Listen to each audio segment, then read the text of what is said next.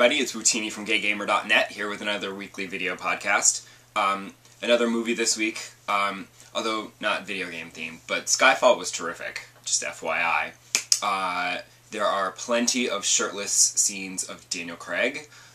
There's a rather menacingly homoerotic scene where Javier Bardem taunts him tied up to a chair.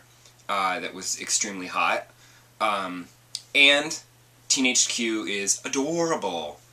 So, yay, Skyfall, really, really good. But it's not a video game, so that's all I'm going to talk about for that. Moving on to games, I'm still playing Professor Layton and the Miracle Mask. I know I should be done by now, it's been a really long time, but in my defense, I could just plow through the story and then do my review, but I am one of those, I've said this before, I'm one of those OCD gamers where I've got to look in every nook and cranny and find every little secret, and the thing that kills me is I never find every secret. Like, I never get 100% completion on things, but I can't leave until I've looked at every little thing. So I'm always trying to, like, double back and, like, find some extra hidden puzzles and stuff, and I'm sure I've missed a few here and there. They'll show up in Granny's shack, but, yeah, I want to try them all. I don't want to miss out on any of the puzzles. They went through the effort to make the puzzles, I should try to solve them. And of course, there are the ones where I just can't. I mean, I'll use all my hint coins, buy all the hints, even the super hint, which basically tells you the answer, mostly, and I still look at it and go, I don't get it. There have been a couple of those where I'm like, I don't get it. And then I just feel really stupid, because I just do not understand the puzzle at all. But then there's the ones where you're like, that's easy, you know.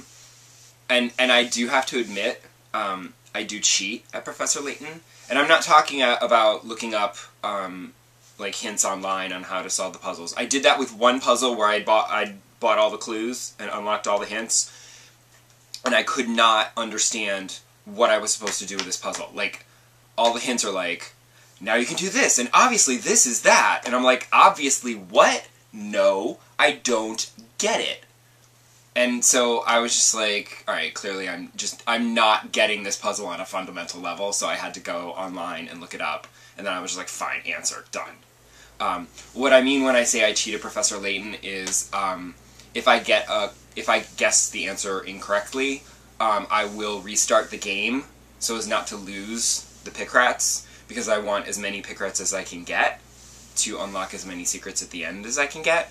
So I will in fact restart my game every time I get a question wrong, so that I do not guess wrong, because I'm not losing even those 5 pick rats. I'm not losing them. It's not happening.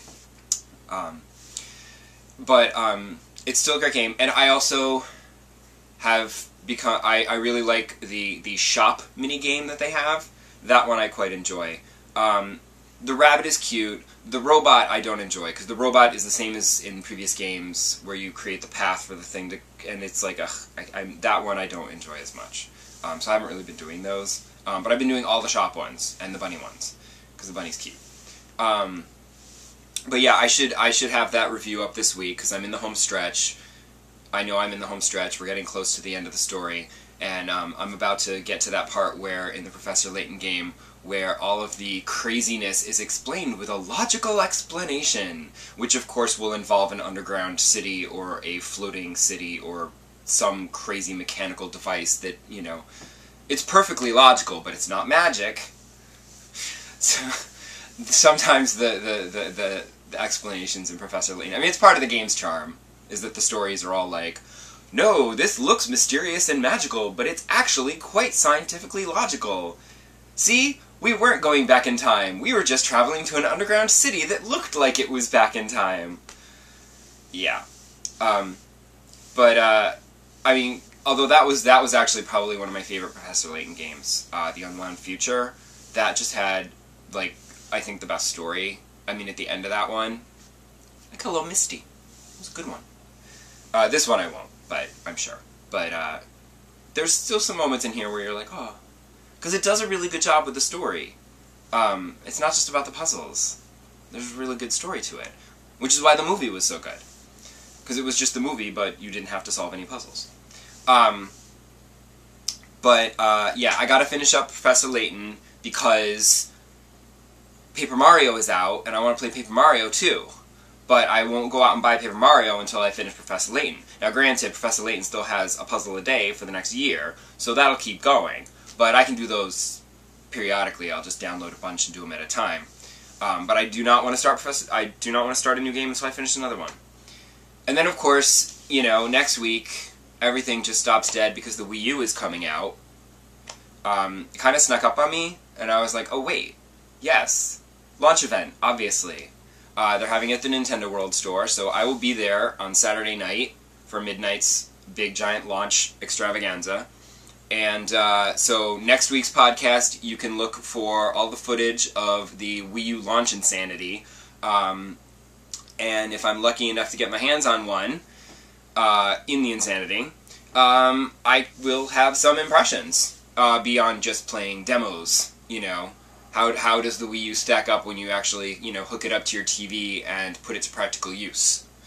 I guess we'll all find out together, hopefully. But at the very least, I'll have some of the craziness, because you know it's going to be crazy. That guy's been in line all week, I know it. We'll find out if he's still there when I arrive. I'll see you next week. Bye.